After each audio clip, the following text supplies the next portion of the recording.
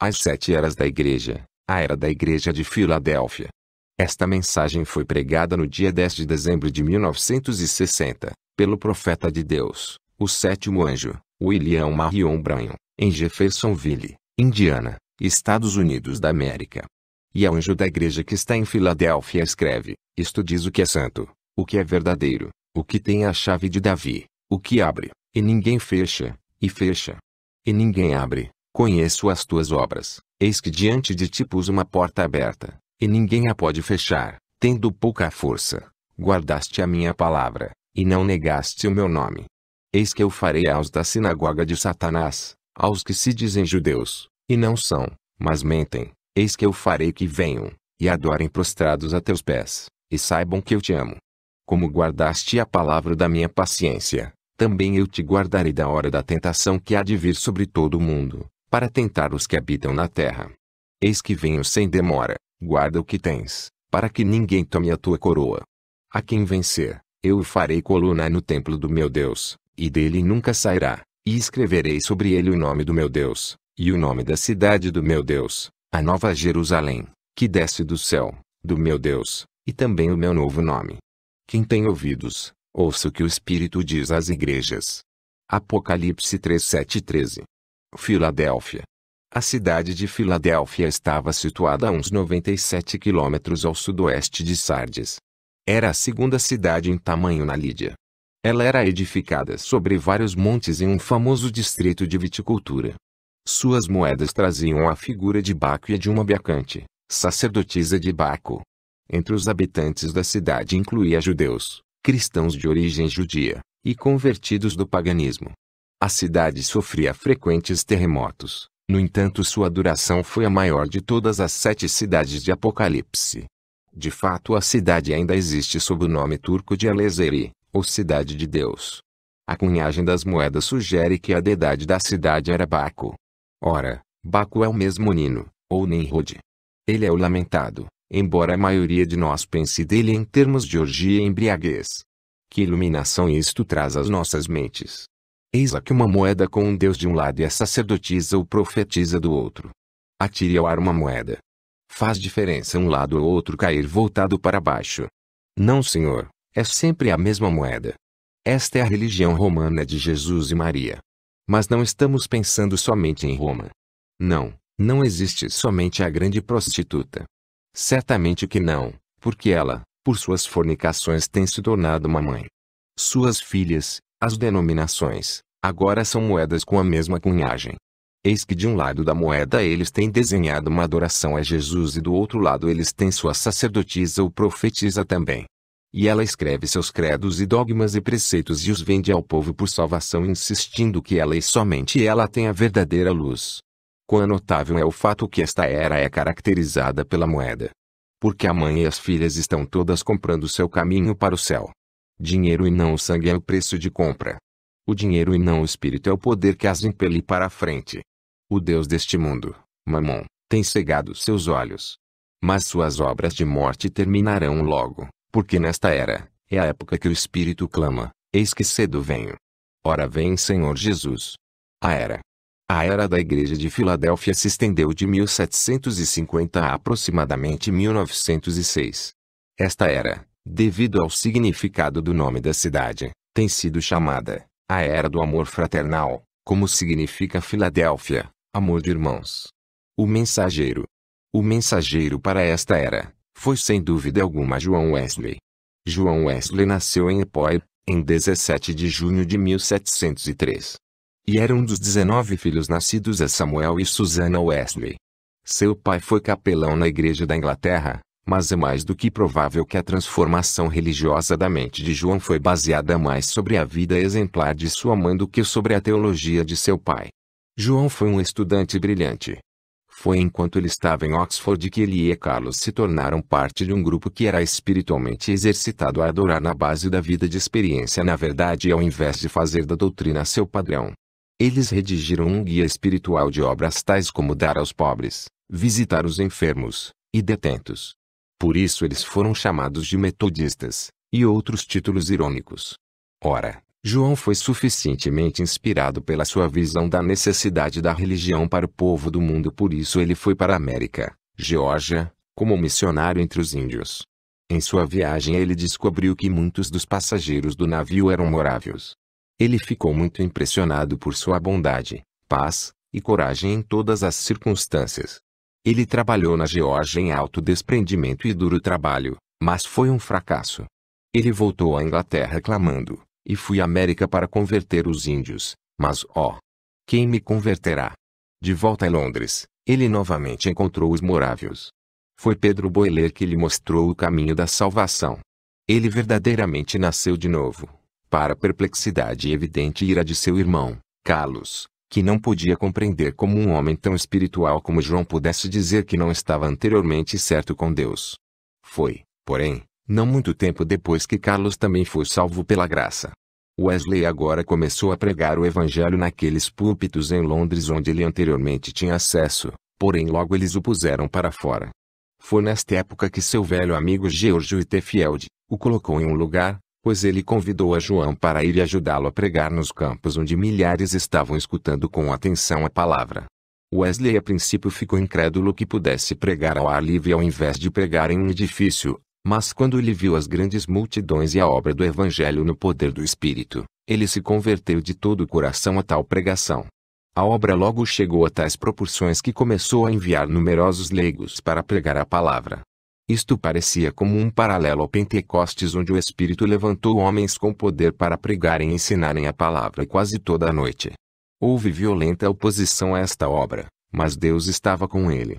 As obras do Espírito foram poderosamente manifestas e frequentemente um tal espírito de convicção dominou o povo como se retirado deles suas forças, e caíram no chão clamando em grande angústia por causa de seus pecados. Wesley foi um homem notavelmente forte. Ele diz de si mesmo que não podia se lembrar de ter caído em abatimento de espírito mesmo por um quarto de hora desde que nascera. Ele não dormia mais de 6 horas por dia, levantava-se em tempo para pregar em 5 práticas cada dia de seu ministério, pregava mais de 4 vezes ao dia de modo que em um ano entregaria uma média acima de 800 sermões. Ele viajava milhares e milhares de quilômetros quando fazia seus circuitos para levar o evangelho perto e longe. De fato, Wesley viajou cerca de 4.500 milhas por ano a cavalo. Ele era um crente no poder de Deus e ele orava pelos enfermos com grande fé e maravilhosos resultados. Muitas de suas reuniões viram as manifestações dos dons do Espírito. Wesley não era a favor de organização. Seus associados de fato tinham uma sociedade unida que era uma companhia de homens tendo a forma, e seguindo o poder da piedade, unidos com a finalidade de juntos orar, receber a palavra de estímulo, e cuidar um do outro em amor, para que pudessem ajudar um ao outro a operar sua salvação. A única condição aos que entravam é que eles deveriam ser daqueles que tinham o desejo de fugir da ira futura e de serem salvos de seus pecados. Como o tempo se desenrolava, eles elaboravam uma severa lista de regras para serem usadas na autodisciplina para bem de suas almas.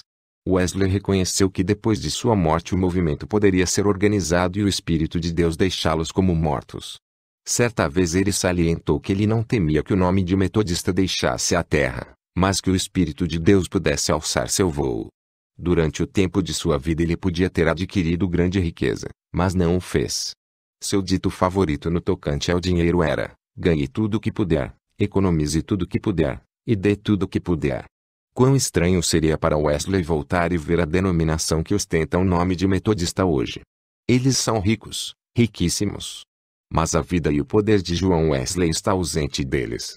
Deve também ser mencionado que Wesley nunca desejou edificar uma obra sobre uma base denominacional ou sectarista.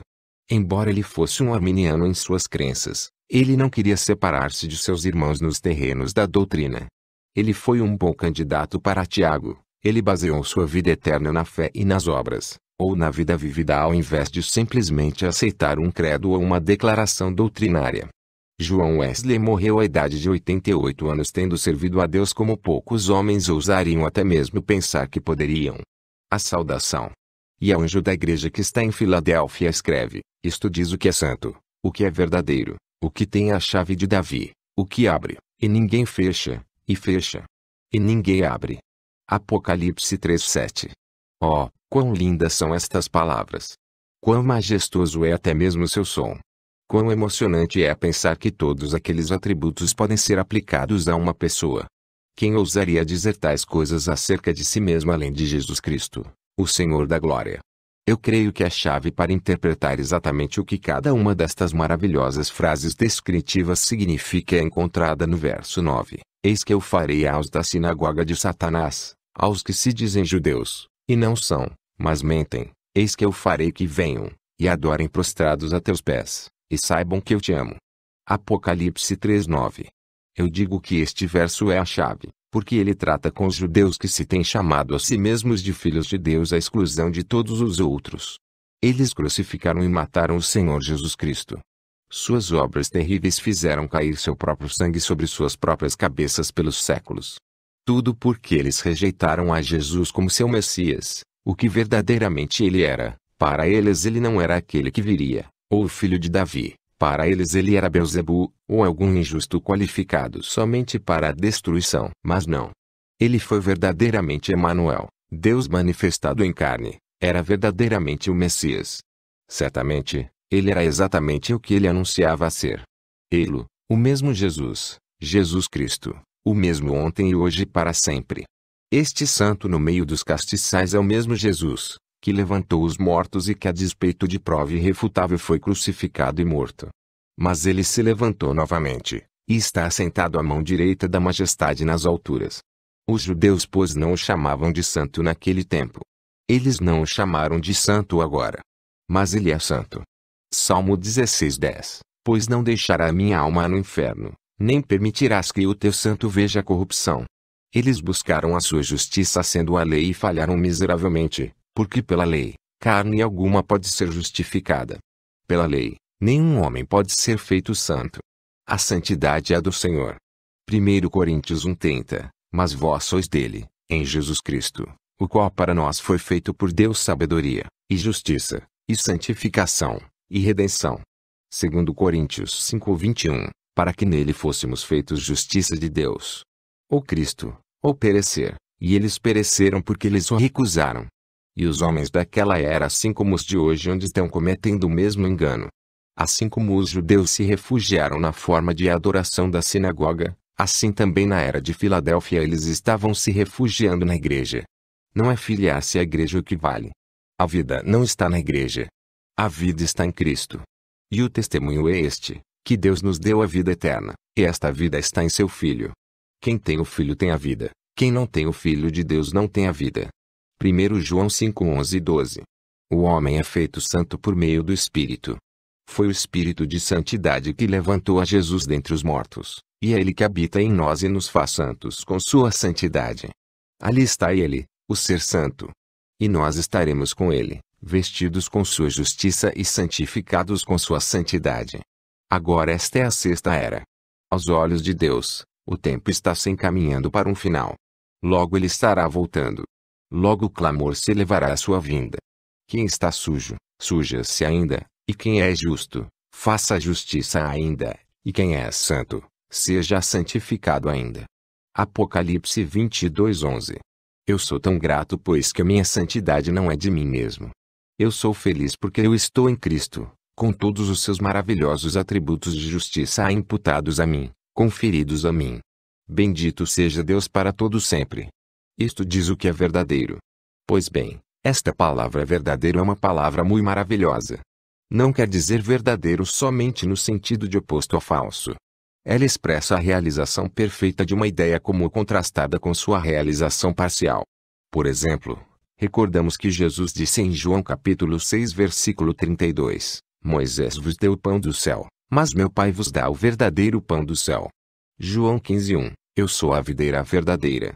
Hebreus 9:24, porque Cristo não entrou num santuário feito por mãos, figura do verdadeiro, porém no mesmo céu, para agora comparecer por nós perante a face de Deus.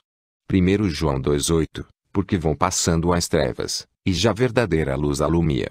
Desde que esta palavra verdadeiramente expressa, realização perfeita, como em contraposição à ideia de realização parcial, como ilustrado nestes versos podemos agora compreender como nunca antes o antitipo em contraste ao tipo, e a substância com a sombra. Tomem agora o exemplo do maná do céu. Deus mandou o pão dos anjos do céu para Israel. Mas este pão não satisfez. Ele era bom somente por um dia. Aqueles que o comiam, sentiam fome no dia seguinte. Se ele fosse deixado pelos arredores, ele ficava contaminado. Porém, Jesus é o verdadeiro pão do céu, do qual o maná era simplesmente um tipo. E se qualquer homem comer deste pão que veio do céu, ele nunca mais terá fome. Ele não precisa voltar e comer de novo. No instante em que ele participa deste pão, ele tem a vida eterna. Aqui verdadeiramente estava a realidade. Ninguém mais carece de uma sombra. Ninguém mais precisa de uma salvação parcial. Eis aqui o todo. Assim como Jesus não é uma parte de Deus, ele é Deus. Ninguém podia negar que Israel tinha luz. Ele era o único povo que tinha luz como uma nação. Era assim quando o Egito tinha tantas trevas que a gente podia sentir. Mas nos lares dos israelitas havia luz. Mas agora a verdadeira luz veio. A luz do mundo é Jesus. Moisés e os profetas trouxeram a luz pelas escrituras relativas ao Messias. Assim Israel tinha luz. Mas agora veio ao cumprimento da luz, e o que era meramente o brilho da palavra, agora se irradiou no fulgurante resplendor do Deus manifestado entre o seu povo. Assim como a coluna de fogo dava luz durante a noite, e isto era maravilhoso, agora a luz e a vida foram manifestadas na plenitude da divindade encarnada. Israel costumava tomar a novilha vermelha e sacrificá-la sobre o altar para a remissão de pecados. Por um ano os pecados dos culpados eram cobertos. Mas esta cobertura não podia retirar o desejo de pecar. Não era uma oferta perfeita. Era uma sombra simplesmente até que pudesse vir a real. Deste modo cada ano, o homem sacrificaria. E cada ano voltaria porque ele ainda conservava o mesmo desejo de pecar. A vida do animal expiava seus pecados, mas sendo sangue de animal que era derramado e vida de animal que era dada, ela não podia retornar ao homem. Se tivesse contudo de voltar, ela ainda não teria valor. Mas quando Cristo substituto foi dado, e seu sangue foi derramado, então a vida que estava em Cristo retornou sobre o pecador arrependido, e esta vida sendo a perfeita vida de Cristo, sem pecado e justa, então o culpado podia continuar livre porque ele não tinha desejo de pecar. A vida de Jesus tinha voltado sobre ele. Isto é o que significa Romanos 8:2, porque a lei do Espírito de vida, em Cristo Jesus me livrou da lei do pecado e da morte. Mas os judeus lá no tempo de Jesus não queriam aceitar esse sacrifício. O sangue de touros e de bodes nada aperfeiçoava. Ele foi o método ordenado de Deus. Mas agora Cristo, tendo aparecido na carne, e pelo derramamento de seu próprio sangue, tem expulsado o pecado e por esta oferta de si mesmo nos tem aperfeiçoado. Os judeus não aceitariam isto. Mas e quanto à era de Filadélfia, e as outras eras também? Eles aceitaram realmente esta realidade em Cristo. Não, Senhor. Não obstante Lutero ter trazido a verdade da justificação, a Igreja Romana, e sua sócia oriental, a Igreja Ortodoxa, ainda se apegam às obras. Ora, obras é uma coisa ótima, mas elas não salvam, elas não tornam vocês perfeitos. É Cristo ou então perecerão. E não é nem mesmo Cristo e obras. É Cristo somente. Nesta era, começaram os anos do arminianismo que não creem em Cristo como a realidade. Ele não canta nada senão o sangue, porque canta, nada senão o sangue e minha própria conduta. Ora, eu creio em boa conduta. Se vocês são salvos, vocês agirão corretamente. Já temos notado isto. Mas deixem-me dizer-lhe agora, salvação não é Jesus mais. É Jesus somente. A salvação é do Senhor. Do começo ao fim é toda de Deus. Que a sua vida esteja em mim. Que seja o seu sangue que me purifica. Que seja o seu espírito que me encha. Que seja sua palavra em meu coração e em minha boca. Que sejam as suas pisaduras que me saram. Que seja Jesus, e Jesus somente. Não pelas obras de justiça que eu tenha feito. Não, senhores. Cristo é minha vida. Amém. Sinto que eu podia continuar, simplesmente continuar nestas verdades, mas eu lhes darei mais alguns pensamentos. É sobre este maravilhoso hino que Albert Benjamin Simpson escreveu. Uma vez era a bênção, agora é o Senhor. Uma vez era o sentimento, agora é sua palavra. Uma vez eu queria seu dom, agora eu quero o próprio doador. Uma vez eu clamava por cura, agora por ele somente. Tudo em todos para sempre, Jesus eu cantarei. Tudo em Jesus e Jesus é o tudo. Não existe qualquer coisa nesta vida, não importa o quanto satisfaça, o quanto seja boa, agradável, você somente encontrará a soma total de toda a perfeição em Cristo. Tudo se transforma em insignificância comparando-se a Ele.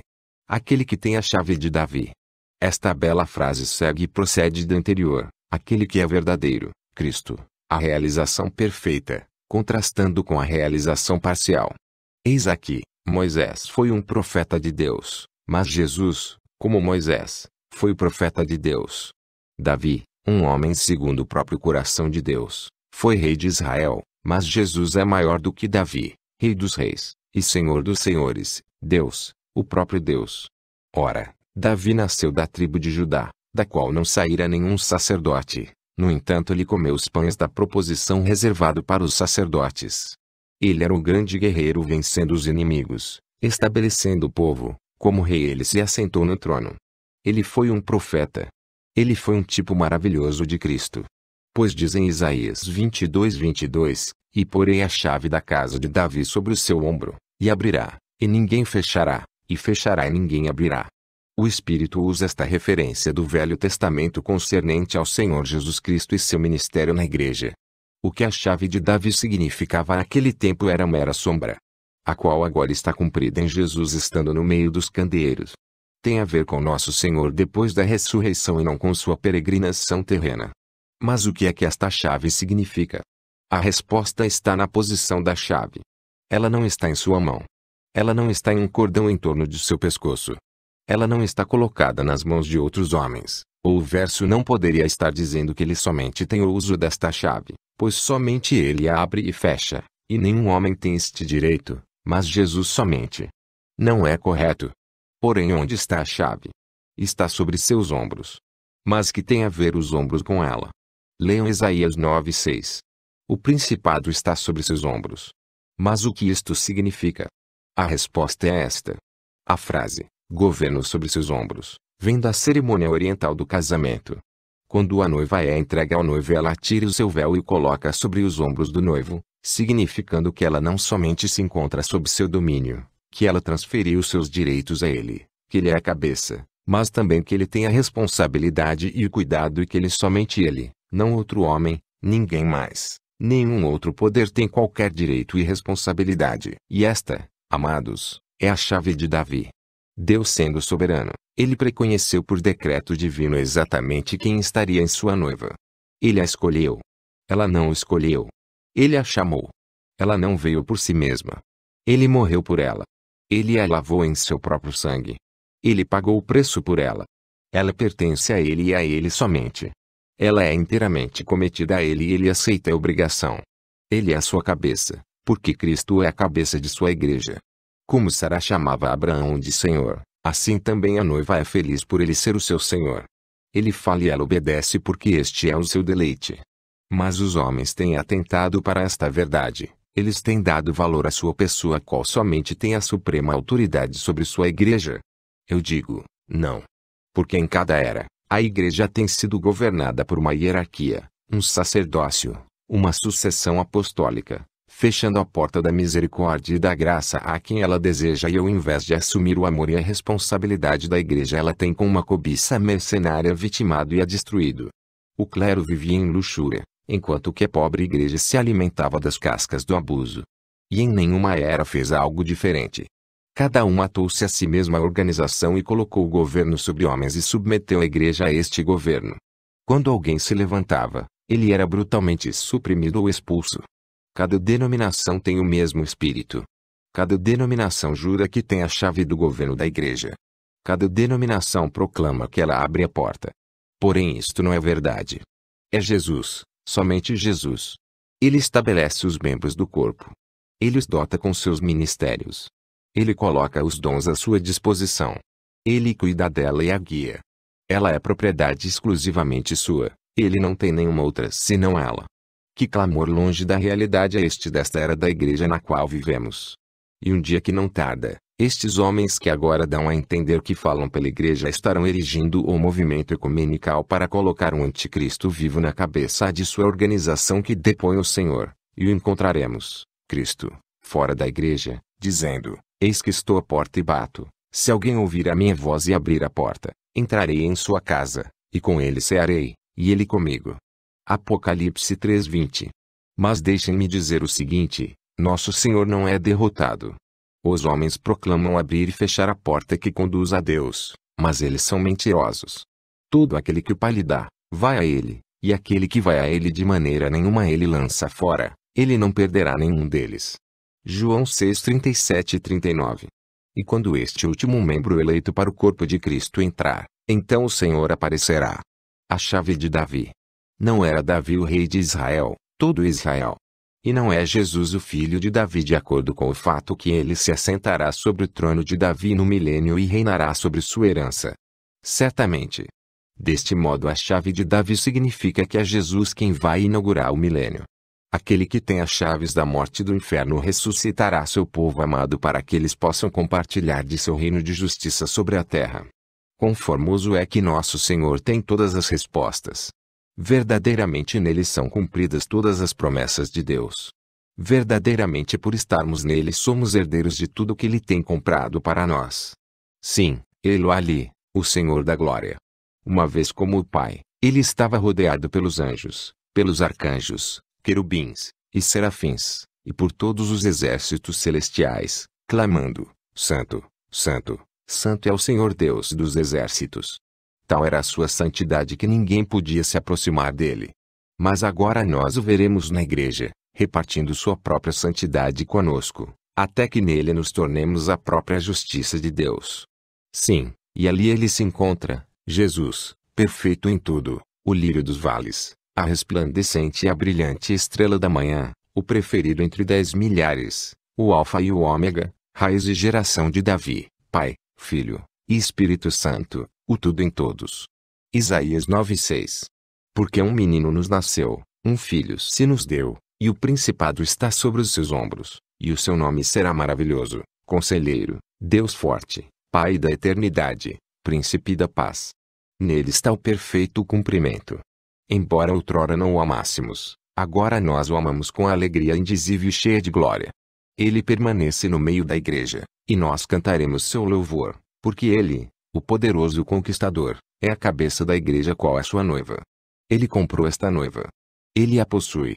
Ela é somente sua, e ele cuida dela. Ele é nosso rei e nós somos seu reino, sua possessão eterna. Agora vocês se recordam que no início do verso 7, eu disse que o verso 9 nos ajudaria a compreendê-lo. Eu espero que vocês tenham visto o que eu quis dizer. Jesus apresenta-se como ele é, santo, verdadeiro, ou a única realidade. O que tem a chave de Davi, o que abre e fecha. E isto é exatamente verdadeiro. Estas frases descrevem-no perfeitamente. Mas os judeus em seus dias recusaram-no e tudo que ele era.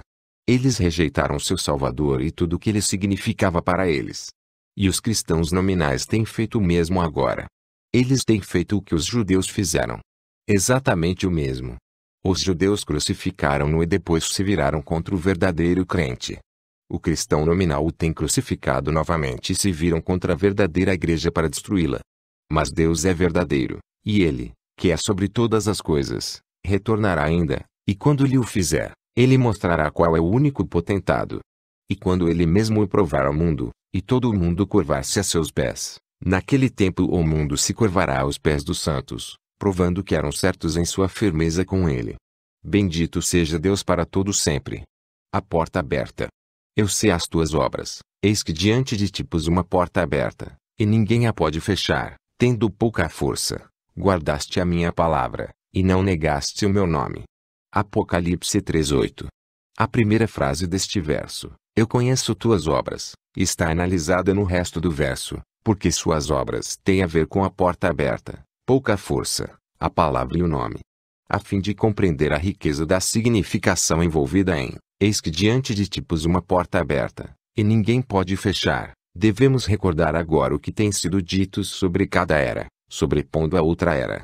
Há um entrelaçamento ou uma ligação, ao invés de um fim inesperado e um início claro. Especialmente esta era flui para a próxima, e não só esta era flui para a última era, mas a última era, em muitos respeitos, é simplesmente uma continuação da sexta era. A sétima era, uma era muito breve, reúne em si mesma, em súmula, todo o mal de cada era, e no entanto toda a realidade do Pentecostes. Uma vez que esta era, A era de Filadélfia tem quase esgotado seu curso. A era de Laodiceia surge rapidamente, trazendo tanto o joio quanto o trigo para a ceifa. Primeiro ate o joio para queimá-lo, porém o trigo ajunte-o em meu celeiro. Mateus 13:30. Recorde, por favor, que a reforma começou na era de Sardes, e tem que continuar até que a semente que foi semeada no dia de Pentecostes passe pelo ciclo completo de plantio, irrigação, nutrição, etc., até que lhe voltasse a semente original. Enquanto isto se desenrola, o joio que fora semeado terá de passar por todo o ciclo e ser ceifado também. É isto exatamente o que temos visto acontecer. Se tão somente vocês puderem pensar sobre as estações, vocês podem ter uma boa figura disto. A planta que vocês veem crescendo em plena força no verão repentinamente parece que vai brotar ou produzir semente. Não se pode dizer exatamente quando o verão se torna outono, aquele simplesmente é absorvido neste. As eras também são assim, e especialmente estas duas últimas. É a esta era, que Jesus diz, eis que cedo venho. Verso 11. Isto torna muito curta a última era. A era de Laodiceia é a época em que as obras serão rápidas. Ela acaba logo. Agora discorreremos especialmente sobre a porta aberta que ninguém pode fechar. Antes de tudo, eu desejo falar sobre a porta aberta como que significando o tremendo esforço missionário desta era. Paulo denominou um novo esforço missionário para o Senhor como uma porta aberta. Ora, quando cheguei a Troas para pregar o Evangelho de Cristo, e abriu-se-me uma porta no Senhor. 2 Coríntios 2:12. Comparando a Escritura com a Escritura, podemos ver que esta porta aberta significava a mais extensa difusão do Evangelho que o mundo já tem visto. Quero que vocês notem algo aqui. Deus opera em três, não opera. Foi na era de Pérgamo que a igreja casou-se com o Estado. As obras dos nicolaítas haviam chegado a ser a doutrina dos nicolaítas. Aquela era foi a porta aberta para a falsa vinha. E uma vez sustentada pelo poder do Estado, chegou a ser em realidade um sistema mundial, ainda que levando o nome de cristãos. Por esta razão a coisa se espalhou com grande rapidez. Porém agora, 3 eras mais tarde, depois de uma longa e forte batalha pela fé, eis que vem a porta aberta da verdade. Agora a palavra do Senhor tem seu dia. Naturalmente, a quinta era havia preparado quase tudo para este grande movimento porque foi durante esta era quando houve grande exploração e colonização de novas terras, a impressão de livros, etc. Teria sido maravilhoso se esta porta aberta tivesse seguido o modelo divino do Pentecostes que estava exposto em Hebreus 2:1-4. Portanto convém-nos atentar com mais diligência para as coisas que já temos ouvido, para que em tempo algum nos desviemos delas. Porque, se a palavra falada pelos anjos permaneceu firme, e toda a transgressão e desobediência recebeu justa retribuição, como escaparemos nós, se não atentarmos para uma tão grande salvação, a qual, começando a ser anunciada pelo Senhor, foi-nos depois confirmada pelos que ouviram, testificando também Deus com eles, por sinais e milagres, e várias maravilhas e dons do Espírito Santo, distribuídos por sua vontade. Agora você bem conhece que este é o plano porque Jesus mesmo diz que é. E disse-lhes, ide por todo o mundo, pregai o Evangelho a toda criatura. Quem crer e for batizado será salvo, mas quem não crer será condenado. E estes sinais seguirão aos que crerem, em meu nome expulsarão os demônios, falarão novas línguas, pegarão nas serpentes, e, se beberem alguma coisa mortífera, não lhes fará dano algum, e porão as mãos sobre os enfermos, e os curarão. Ora, o Senhor, depois de lhes ter falado, foi recebido no céu, e assentou-se à direita de Deus. E eles, tendo partido, pregaram por todas as partes, cooperando com eles o Senhor, e confirmando a palavra com os sinais que se seguiram. Amém. Marcos 16:15-20. Ele nunca lhes disse que fossem por todo o mundo estabelecendo seminários bíblicos, nem tampouco lhes disse que fossem distribuir literaturas. Ora, estas coisas são boas, mas o que Jesus disse-lhes para fazer foi que pregassem o Evangelho, firmarem-se na palavra, e então seguiriam os sinais. A primeira introdução que temos sobre a maneira de ser pregado o reino de Deus foi quando ele enviou os 12. Em Mateus 10:1-8, ele comissionou e os instruiu da seguinte forma, e, chamando os seus 12 discípulos, deu-lhes poder sobre os espíritos imundos para os expulsarem, e para curarem toda a enfermidade e todo o mal. Ora, os nomes dos 12 apóstolos são estes: o primeiro, Simão, chamado Pedro, e André, seu irmão, Tiago, filho de Zebedeu, e João, seu irmão, Filipe e Bartolomeu, Tomé e Mateus, o publicano, Tiago, filho de Alfeu, e Lebeu, apelidado Tadeu, Simão Cananita, e Judas Iscariotes, aquele que o traiu. Jesus enviou estes 12, e lhes ordenou dizendo: Não ireis pelo caminho dos gentios, nem entrareis em cidade de samaritanos, mas ide antes as ovelhas perdidas da casa de Israel, e indo, pregai, dizendo: É chegado o reino dos céus. Curai os enfermos, limpai os leprosos, ressuscitai os mortos, expulsai os demônios, de graça recebestes, de graça dai. Mateus 10:1-8. Este ministério que Jesus lhes deu, foi em realidade uma partilha de seu próprio ministério, porque Mateus 9:35-38 diz: E percorria Jesus todas as cidades e aldeias, ensinando nas sinagogas deles, e pregando o evangelho do reino, e curando todas as enfermidades e moléstias entre o povo. E, vendo a multidão, teve grande compaixão deles, porque andavam desgarrados e errantes, como ovelhas que não têm pastor. Então disse aos seus discípulos: A seara é realmente grande, mas poucos os ceifeiros. Rogai, pois, ao Senhor da seara que mande ceifeiros para a sua seara. Agora muita gente crê que este ministério foi dado somente aos apóstolos por nosso Senhor Jesus, e que quando eles morreram, então o ministério terminou. Isso não é a verdade. Aqui em Lucas, encontramos que nos dias de sua morada terrestre, ele já havia começado a dar ministérios de poder aos seus. E depois disto o Senhor designou ainda outros 70, e mandou-os adiante da sua face, de 2 em 2, a todas as cidades e lugares aonde ele havia de ir. E dizia-lhes: Grande é, em verdade, a seara, mas os obreiros são poucos. Rogai, pois, ao Senhor da seara que envie obreiros para a sua seara. Ide, eis que vos mando como cordeiros ao meio de lobos. Não leveis bolsa, nem alforge, nem alparcas, e a ninguém saudeis pelo caminho. E, em qualquer casa onde entrardes, dizei primeiro: Paz seja nesta casa. E se ali houver algum filho da paz, repousará sobre ele a vossa paz, e, se não, voltará para vós. E ficai na mesma casa, comendo e bebendo do que eles tiverem, pois digno é o obreiro do seu salário. Não andei de casa em casa. E, em qualquer cidade em que entrardes, e vos receberem, comei do que vos puserem diante. E curai os enfermos que nela houver, e dizei-lhes: É chegado a vós o reino de Deus. Lucas 10:1-9. Quem se atreveria a negar o ministério de Filipe? Quem se atreveria a negar os poderosos ministérios de Irineu, Martim, Columba, Patrício, e milhares de outros que têm tido a unção de Deus em suas vidas? Sim, o caminho da Bíblia é o caminho real da porta aberta.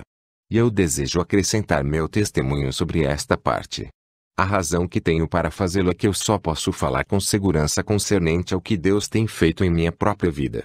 Por conseguinte, se vocês me permitem uma referência pessoal aqui, eu lhes direi como conheço com segurança que Jesus é o mesmo ontem e hoje e eternamente, e que o poder de Deus está ainda à disposição dos que creem e recebem. Durante minha viagem missionária à África do Sul, Deus abençoou de tal maneira que quando cheguei a Durban, o único lugar que podia começar a abrigar as pessoas era a colossal pista de corrida, que é a segunda em tamanho em todo o mundo. A multidão era superior a 100.000 pessoas. A fim de guardar a lei e a ordem, eles tiveram que estender cercas para separar as várias tribos. Eles espalharam centenas de policiais para manterem a calma das multidões. Aquelas almas famintas tinham vindo de muitas milhas. Uma rainha da Rodésia tinha ido com um trem de 27 vagões lotados com nativos africanos. Eles se esforçaram numa peregrinação através dos campos e das montanhas, levando às costas por muitos quilômetros algum ente querido que carecia de ajuda. Todo o país estava excitado pelas poderosas obras que tinham sido manifestadas pelo Espírito. Um certo dia, quando comecei a ministrar, veio à plataforma uma dos milhares de maometanos que estavam presentes. Enquanto ela permanecia perante mim, um missionário aos maometanos começou a suplicar em voz baixa ao Senhor: a favor desta preciosa alma. A favor desta preciosa alma. Havia anos e anos que ele se encontrava naquelas regiões e, segundo seu próprio testemunho, ele tinha visto somente um maometano chegar para receber a Jesus Cristo como Salvador. Eles eram originalmente os Medo-Persas, cujas leis não mudavam. Eles são muito difíceis de serem conquistados. Parece que uma vez maometano, Sempre um maometano ali entre eles. Bem, enquanto ela permanecia diante de mim, comecei a falar com ela e com todos aqueles milhares através de intérpretes. Eu disse: não é assim que os missionários lhes têm falado sobre um Jesus que veio para salvá-los. Vocês deveriam ver o povo olhando uns para os outros quando eu disse isso. Então, quando eles tinham respondido que era certo, eu prossegui e disse: mas os missionários leram para vocês deste livro. Eu segurava minha Bíblia bem alto para que todos vissem que este mesmo Jesus foi um curador e que ele viveria em seu povo aqui através das eras até que ele volte novamente para recebê-los para si mesmo. Eles lhes disseram que devido a este mesmo Espírito neles, o qual estava em Jesus, eles seriam capazes de fazer as mesmas obras poderosas como Jesus fez. Eles lhes disseram que vocês podem ser curados, assim como vocês podem ser salvos. Quantos de vocês gostariam de ver este mesmo Jesus descer entre nós e fazer as mesmas coisas que ele fazia quando estava aqui na terra anos atrás? Todos eles queriam isto. Esta é uma coisa com a qual eles certamente concordavam. Prossegui falando: se Jesus pelo seu Espírito fizer isto que ele fazia quando estava sobre a terra, vocês crerão em sua palavra, então? E eis que ali à minha frente estava aquela mulher maometana. O Espírito começou a mover através de mim. Eu disse a ela: ora, a senhora sabe que eu não a conheço. Não posso nem sequer falar a sua linguagem. Ela admitiu isto. Eu disse: quanto a curar a senhora sabe que eu não o posso. Porém a senhora ouviu a mensagem nesta tarde e me compreendeu.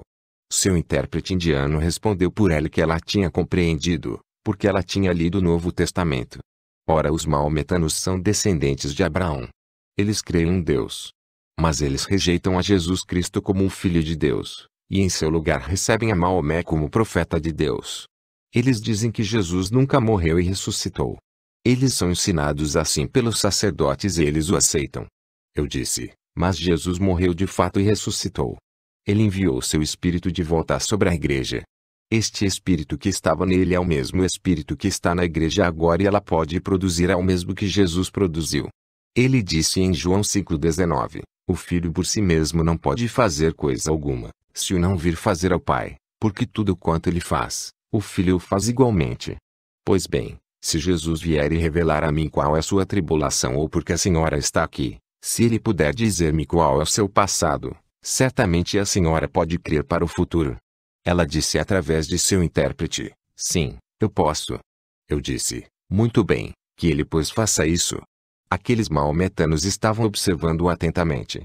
Eles estavam todos se inclinando para a frente para ver o que aconteceria. Então falou o Espírito Santo: seu esposo é um homem baixo, gordo e tem bigodes negros. Você tem 2 filhos. Você foi a um médico como que há 3 dias e eles examinou. Você tem um quisto no útero. Ela inclinou sua cabeça e disse: isso é a verdade. Lhe perguntei: por que vem você a mim, sendo eu um cristão? Por que você não foi a seu profeta maometano? Disse: eu creio que você pode me ajudar. Lhe disse: eu não posso lhe ajudar, porém se você aceitar Jesus Cristo como seu Salvador, aquele que está aqui agora, e conhece toda a sua vida, ele a ajudará. Ela disse: eu aceito a Jesus como meu Salvador. Isso foi suficiente.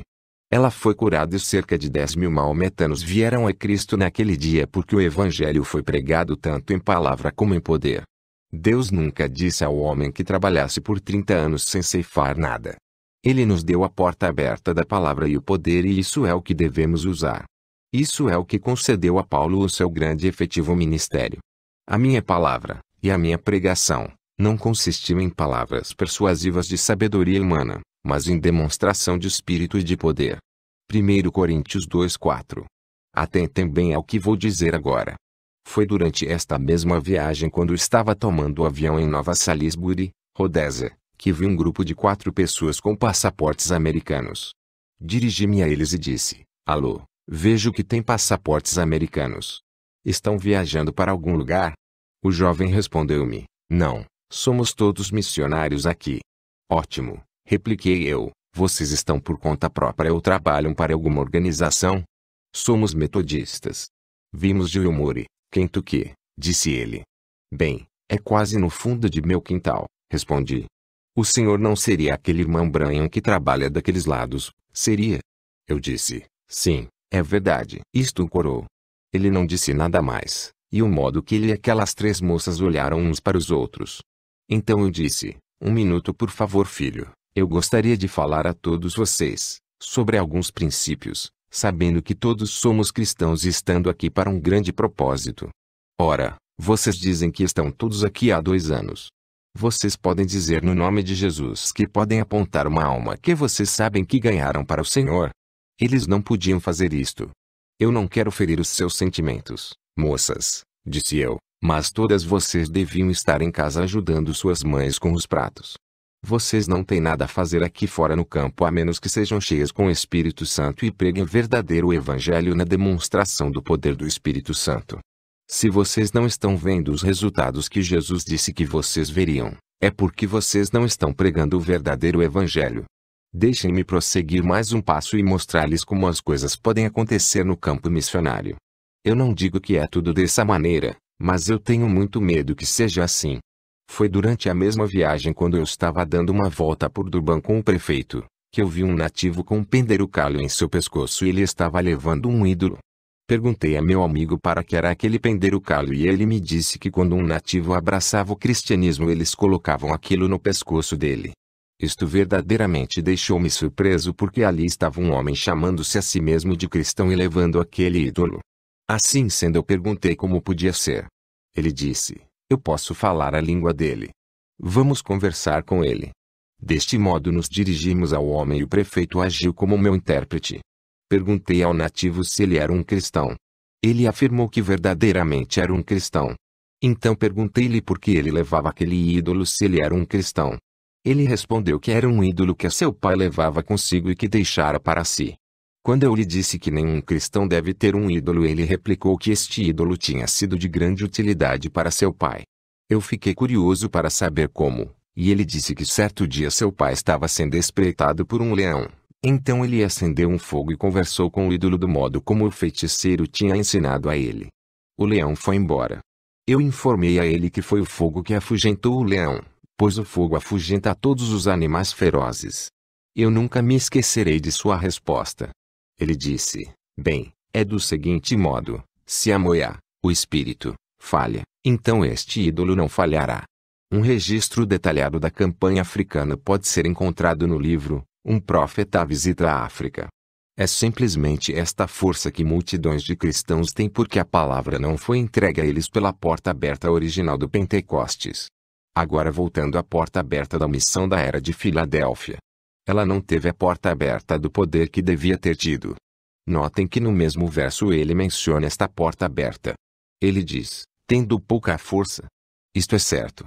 O poder do Espírito estava faltando nesta era. A palavra era bem pregada. Ela era bem capaz de tornar as almas sábias para a salvação.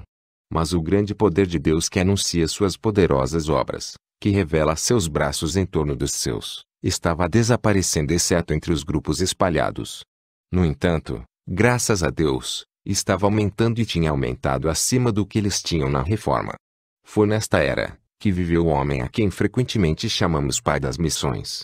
William Carey, um sapateiro de uma vila, que pastoreava a particular igreja batista em Moulton, Inglaterra, poderosamente levantou o povo pela pregação. Se o mandamento dado aos apóstolos para ensinar a todas as nações não era obrigatório a todos os ministros que acontecessem até o fim do mundo, vendo que a promessa acompanhante era da igual extensão.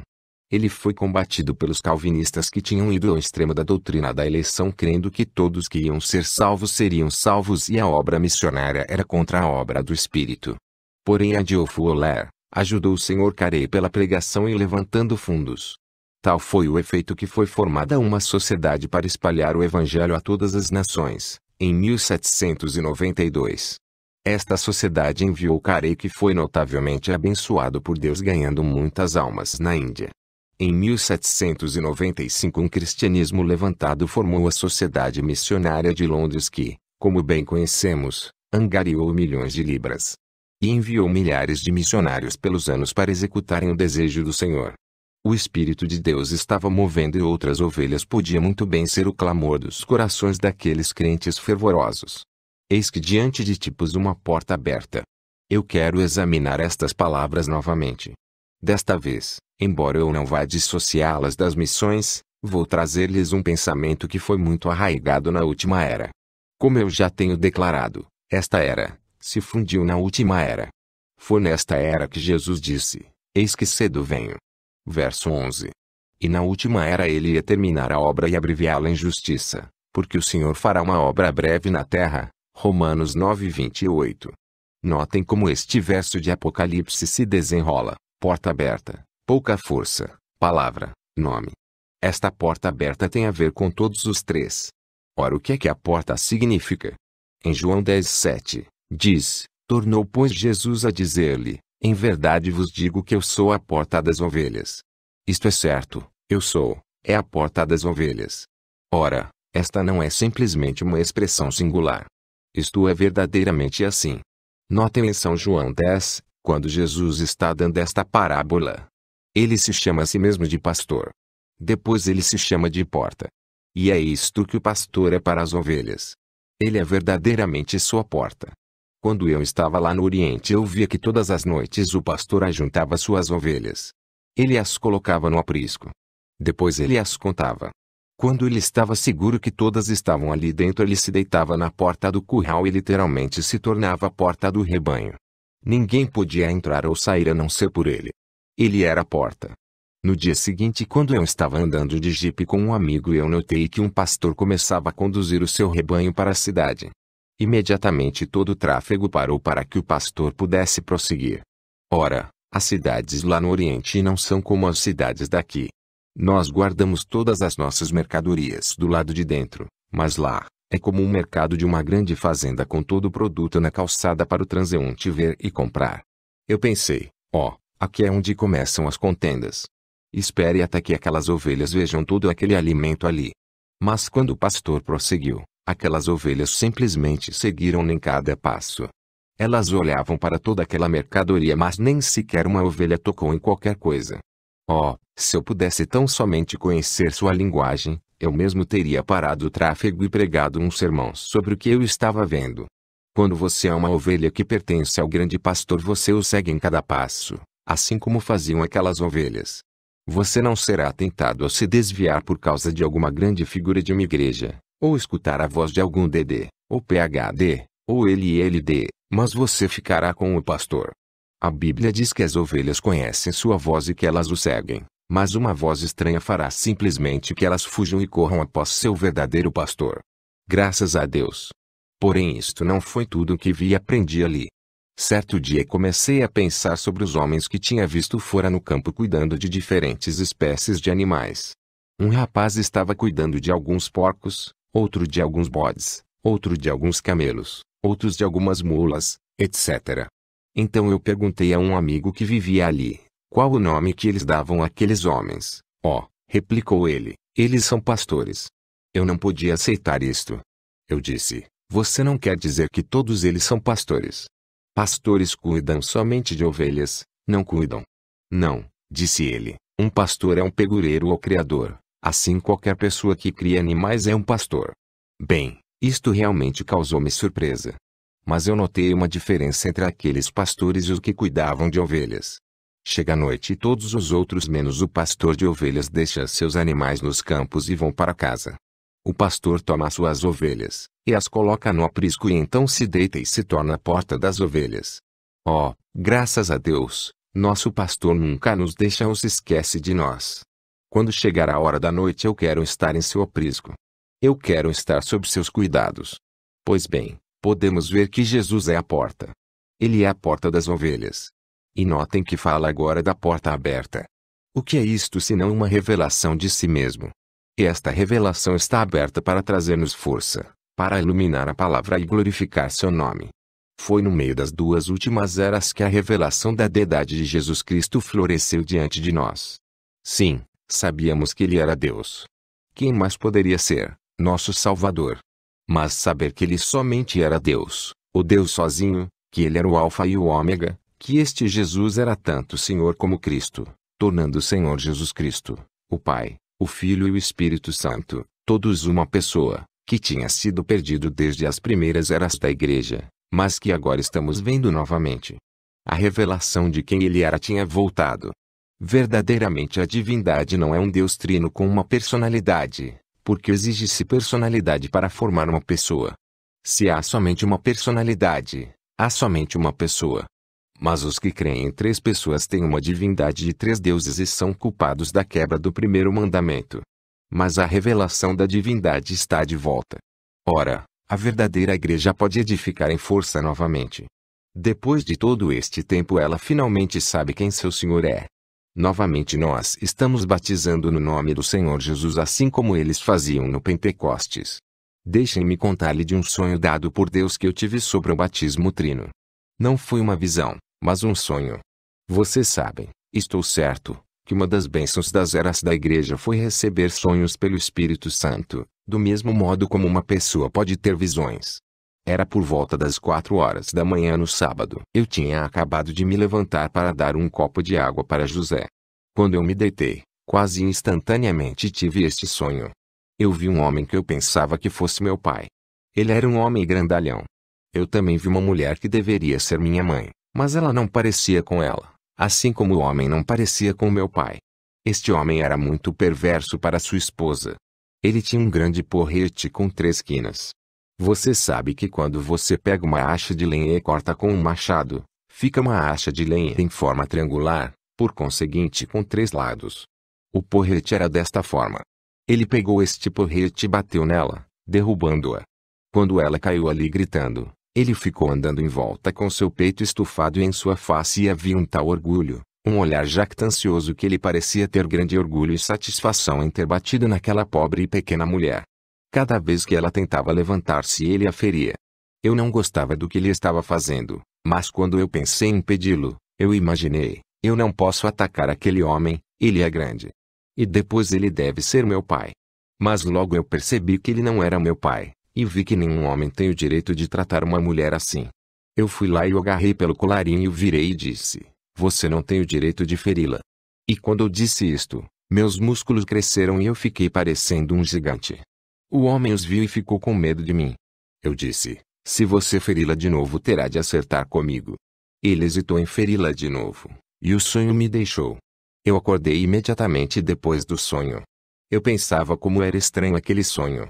Eu queria saber por que eu tinha sonhado sobre aquela mulher, quando repentinamente eis que ele veio e a presença de Deus tornou-se conhecida para mim e a interpretação do sonho veio dele. Ora, vocês sabem que eu não somente tenho interpretado seus sonhos exatamente, mas eu tenho muitas vezes, contado o que vocês sonharam de modo que vocês nunca tiveram de me dizer. A mulher representa a igreja do mundo de hoje. Eu nasci exatamente nesta mistura, a mistura na qual ela se encontra. Ela era aceita como uma espécie de mãe, ela é a mãe das meretrizes. Seu esposo são as denominações que a governam. O porrete de 3 quinas é o falso batismo trino para uma trindade. Cada vez que ela começa a levantar-se, isto significa as congregações começando a aceitar a verdade. Ele batia nela novamente com esta falsa doutrina. Ele era tão grande que eu estava com medo dele no começo, mas quando eu fui contra ele eu descobri que eu tinha músculos grandes e poderosos. Eles eram os músculos da fé. O resultado do sonho era que, desde que Deus está comigo, e pode me dar tal força, então deixa-me levantar a favor dela contra o poder denominacional do mundo e fazê-lo cessar de feri-la. Ora, eu não estou tentando edificar uma doutrina sobre um sonho. Nem estou eu tentando vindicar qualquer doutrina que eu defendo, por um sonho. A unidade da divindade se encontra desde Gênesis 1 até Apocalipse 22:21. Mas o povo tem estado cego por um dogma inescriturístico de uma trindade, e este dogma é tão universalmente aceito que tentar ver uma pessoa divina é meramente impossível. Se a pessoa não puder perceber a verdade da divindade, mas a combate, ela jamais poderá ver o resto da verdade porque a revelação é Jesus Cristo em sua igreja e sua obra no meio das igrejas para as 7 eras. Vocês perceberam isto? Ora, eu estou certo de que vocês compreenderam. Tendo pouca força, guardaste a minha palavra, e não negaste o meu nome. Ora, já mencionamos como a força estava voltando. Ela estava. O poder da Inquisição tinha diminuído. O povo tinha deixado sua terra natal e buscava um lugar para adorar em liberdade. O jugo da hierarquia estava sendo quebrado.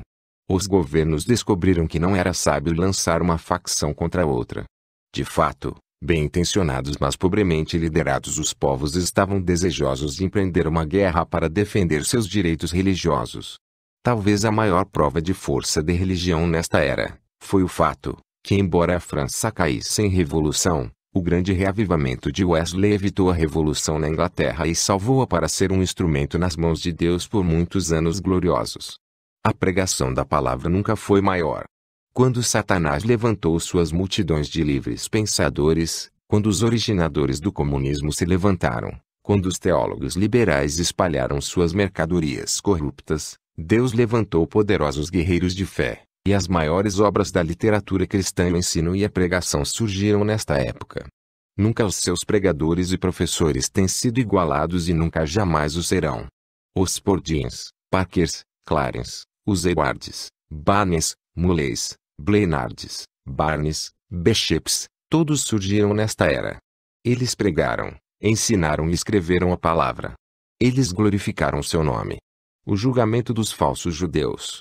Eis que eu farei aos da sinagoga de Satanás, aos que se dizem judeus, e não são, mas mentem. Eis que eu farei que venham e adorem prostrados a teus pés, e saibam que eu te amo. Apocalipse 3:9. Ora, podemos notar imediatamente que este problema dos falsos judeus ou falsos crentes já existe desde a Segunda Era. Estes que a si mesmos se chamavam judeus apareceram logo depois da primeira efusão da Primeira Era, e agora eles apareciam novamente na Segunda Era, depois da Reforma. É um princípio de Satanás. Este princípio é organizar e reivindicar a originalidade e consequentemente ser qualificado a direitos e privilégios especiais. Deixem-me mostrar-lhes. Lá no passado, na era de Esmirna, estas pessoas mentiram e disseram que eram verdadeiramente judeus, ou crentes, quando eles definitivamente não o eram. Eles eram da sinagoga de Satanás. Eles eram o grupo organizado de Satanás, porque foi nesta era que vimos o começo de homens no ministério tomando uma liderança não autorizada sobre seus irmãos ministrados. Bispos estabelecidos em distritos, sobre pastores. O que vimos a seguir foi que na Terceira Era, já havia definitivamente um lugar chamado Trono de Satanás. Esta era deu-nos o casamento da Igreja com o Estado. Com o poder do Estado atrás de si, a Igreja ficou literal e fisicamente invencível. Mas Deus quebrou esta prepotência a despeito do poder do Estado e a Reforma trouxe grande luz. Mas que aconteceu? Os luteranos se organizaram e se juntaram com o Estado e novamente vemos a sinagoga de Satanás manifestada nesta Sexta Era. Ora, naturalmente que este grupo de sinagoga não diria que eles eram de Satanás. Não, senhores. Eles dizem que são de Deus. Mas eles mentem. Porque aquele que é verdadeiro judeu, isto é que eles clamam ser, é o que é judeu no interior, no espírito. Bem, se eles são falsos judeus significa que são como diz Judas 19, não tendo o espírito. Os filhos de Deus são nascidos do espírito. Estes não têm o espírito e por conseguinte eles não são filhos de Deus. Não importa quão fervorosamente protestem ser e até onde vão para provar que são judeus. Eles estão mortos. Eles são filhos da organização, e os verdadeiros frutos estão faltando. Eles estão edificados sobre os seus próprios credos, dogmas e doutrinas, e a verdade não está neles porque eles têm tomado seus próprios conselhos acima da palavra de Deus. Permitam-me mostrar-lhes o que eu tenho estado tentando ensinar-lhes durante todo este tempo sobre as duas vinhas que vêm de dois diferentes espíritos. Tomem o exemplo de Jesus e Judas desta vez. Jesus era o Filho de Deus. Judas era o filho da perdição. Deus entrou em Jesus. Satanás entrou em Judas. Jesus tinha um ministério pleno do Espírito Santo, pois como Deus ungiu a Jesus de Nazaré com o Espírito Santo e com poder, o qual andou fazendo bem, e curando a todos os oprimidos do diabo, porque Deus era com ele. Atos 10:38. Diz, porque foi contado, Judas, conosco e alcançou sorte neste ministério. Atos 1:17. Mateus 10:1, e, chamando os seus 12 discípulos, deu-lhes poder sobre os espíritos imundos, para os expulsarem, e para curarem toda a enfermidade e todo o mal. Este espírito que estava em Judas esteve ininterruptamente no ministério de Jesus.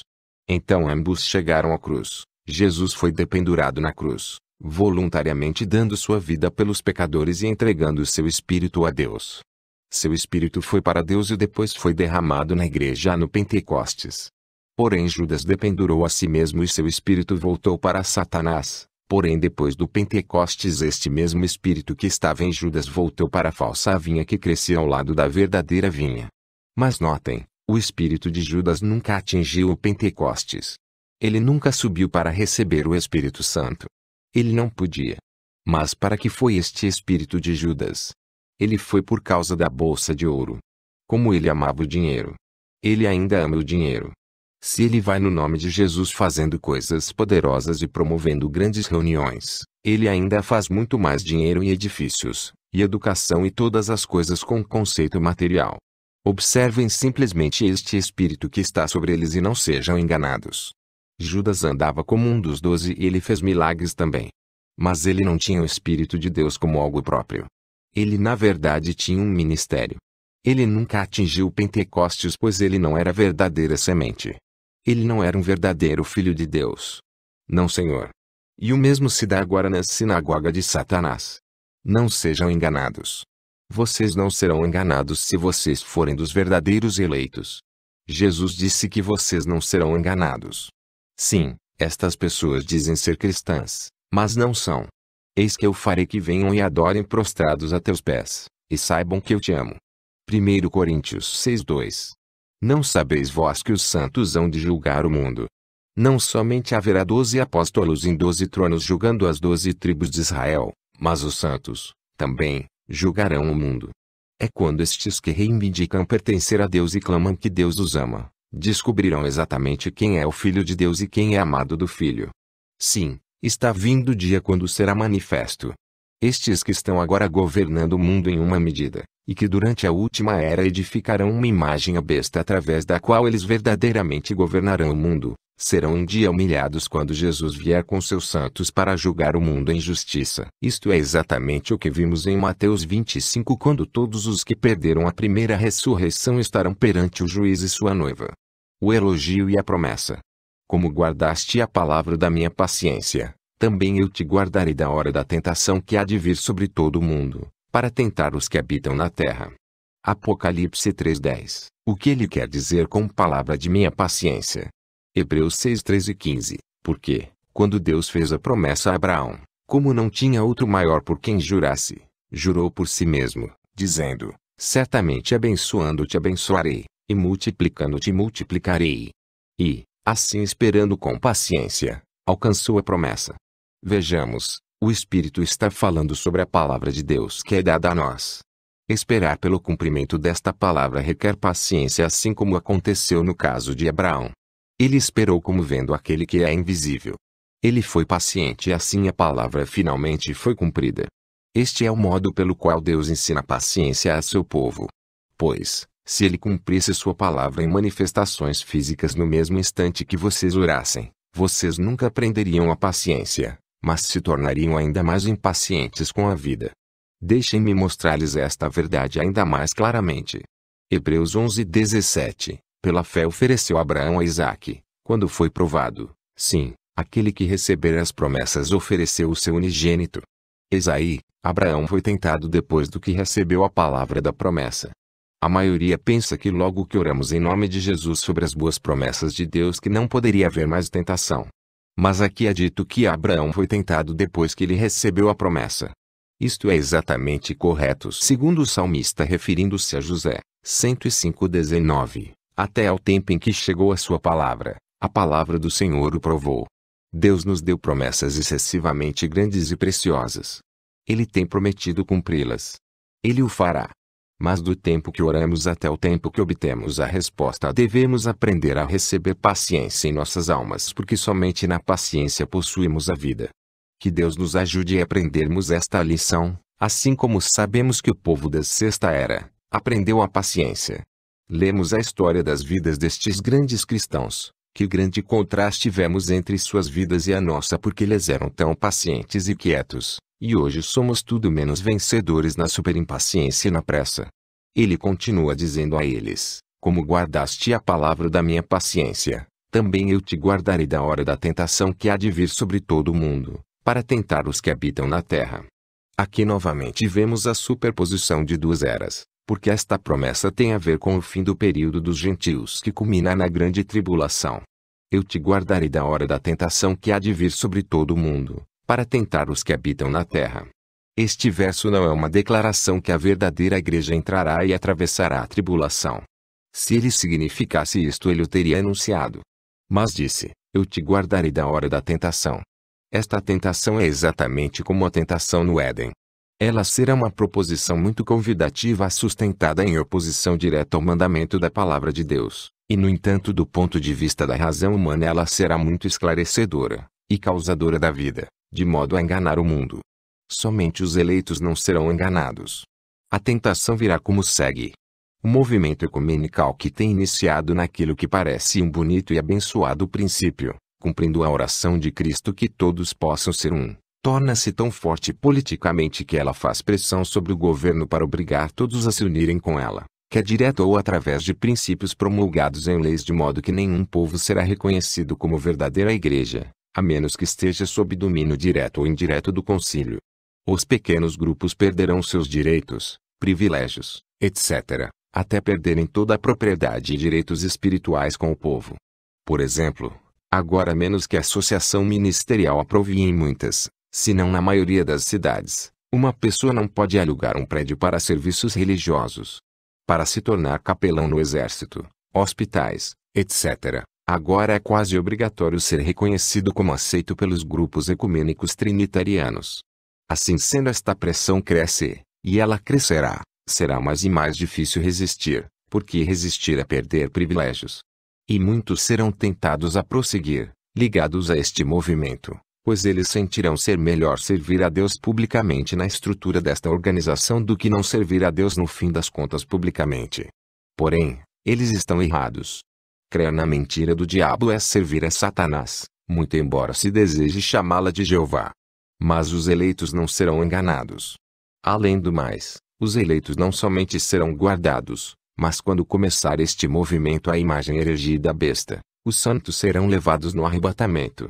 E este movimento pouco encantador e cativante que começou na fraternidade de Éfeso, se tornará o monstro de Satanás que destrói e engana o mundo inteiro.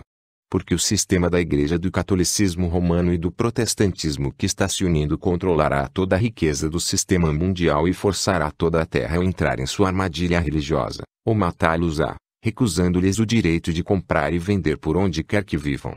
Isto está cumprido simplesmente, porque as filhas da prostituta estão todas simplesmente voltando para ela. Neste ínterim, Roma tem adquirido quase todo o suprimento de ouro. Os judeus têm o bônus e todo o papel. No tempo próprio, a prostituta destruirá o sistema monetário do presente dia recolhendo todo o papel e exigindo ouro. Sem o ouro, o sistema ruirá. Os judeus serão apanhados e entrarão na aliança, e a igreja prostituta dominará o mundo inteiro. A promessa aos seus: eis que venho sem demora, guarda o que tens, para que ninguém tome a tua coroa. A quem vencer, eu o farei coluna no templo do meu Deus, e dele nunca sairá. E escreverei sobre ele o nome do meu Deus, e o nome da cidade do meu Deus, a nova Jerusalém, que desce do céu, do meu Deus, e também o meu novo nome.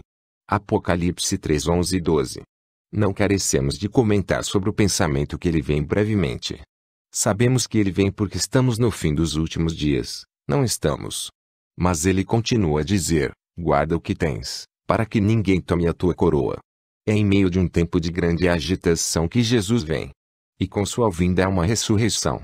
Muitos sairão do pó da terra e se elevarão com os que estiverem vivos esperando a sua vinda. E então serão dadas coroas a eles. Por quê? Porque eles são filhos de Deus. Eles são reis com ele. Eles estão reinando com ele. É isto que significa a coroa, reinando e governando com o grande rei, ele mesmo. Esta é a promessa a todos que sofrem com ele aqui na terra, todos aqueles que resistem pacientemente sabendo que Deus, o justo juiz, os recompensará. Aqueles que renunciam a tudo por causa dele e entregaram tudo a ele sentarão em seu trono e compartilharão de seu reino glorioso. Oh, temos uma palavra para cada um de nós nesta época. Guarda o que tens, persevera. Não te desanimes. Vista toda a armadura de Deus, use toda a arma que ele nos tem dado, use cada dom à nossa disposição e olhe à frente com alegria, porque vamos ser coroados por ele, que é o Rei dos Reis e o Senhor dos Senhores. Ora, ele não está somente dando coroas, Mas ele diz que os que fazem parte da noiva serão feitos colunas no templo de Deus. Mas o que é templo de Deus? Jesus falou de seu corpo como sendo o templo. Ele era o templo de Deus. Mas agora que estamos em seu corpo, a igreja verdadeira é o templo de Deus pelo Espírito Santo em nós. Agora ele vai fazer o vencedor uma coluna neste templo. Mas o que é uma coluna? Uma coluna é verdadeiramente uma parte do alicerce porque ela sustenta a superestrutura. Graças a Deus, que coloca o vencedor ao lado dos apóstolos e profetas, porque ele diz em Efésios 2:19 e 22, assim que já não sois estrangeiros nem forasteiros, mas concidadãos dos santos, e da família de Deus, edificados sobre o fundamento dos apóstolos e dos profetas, de que Jesus Cristo é a principal pedra de esquina, no qual todo edifício, bem ajustado, cresce para templo santo no Senhor. No qual também vós juntamente sois edificados para a morada de Deus em espírito. Sim, o verso 22 diz que nós somos edificados juntamente com eles. Todas as coisas entram pela porta, Jesus, e são uma parte deste corpo ou templo. Ora, quando Deus coloca um homem no templo como um pilar e o faz parte daquela fundação, que é que ele está fazendo? Ele lhe está dando uma revelação da palavra de si mesmo, porque foi isto exatamente o que tiveram os apóstolos e profetas. Mateus 16:17. Ei-lo, nesta palavra. Ei-lo. Ninguém pode retirá-lo. Meditem nesta palavra, vencedor. João fez a pergunta: quem é que vence? E a resposta veio imediatamente: aquele que crê que Jesus é o Cristo. Ele não diz que o vencedor é um que crê em um Jesus e um Cristo, mas crê que Jesus é o Cristo, uma, não duas. Ele é aquele que foi batizado em nome do Senhor Jesus Cristo. Deus está falando sobre a noiva aqui.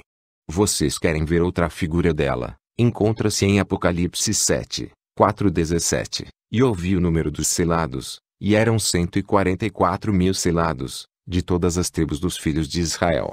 Da tribo de Judá, havia 12.000 selados, da tribo de Ruben, 12.000 selados, da tribo de Gade, 12.000 selados, da tribo de Azer, 12.000 selados, da tribo de Naphtali, 12.000 selados, da tribo de Manassés, 12.000 selados, da tribo de Simeão, 12.000 selados, da tribo de Levi, 12.000 selados, da tribo de Issacar, 12.000 selados, da tribo de Zebulon, 12.000 selados, da tribo de José, 12.000 selados, da tribo de Benjamim, 12.000 selados. Depois destas coisas olhei, e eis aqui uma multidão, a qual ninguém podia contar, de todas as nações, e tribos, e povos, e línguas, que estavam diante do trono, e perante o Cordeiro, trajando vestes brancas e com palmas nas suas mãos, e clamavam com grande voz, dizendo: salvação ao nosso Deus, que está assentado no trono, e ao Cordeiro.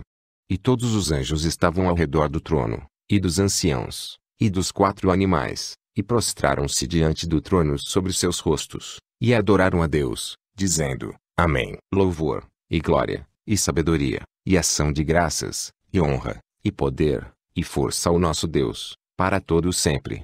Amém. E um dos anciãos me falou, dizendo: estes que estão vestidos de vestes brancas, quem são, e de onde vieram?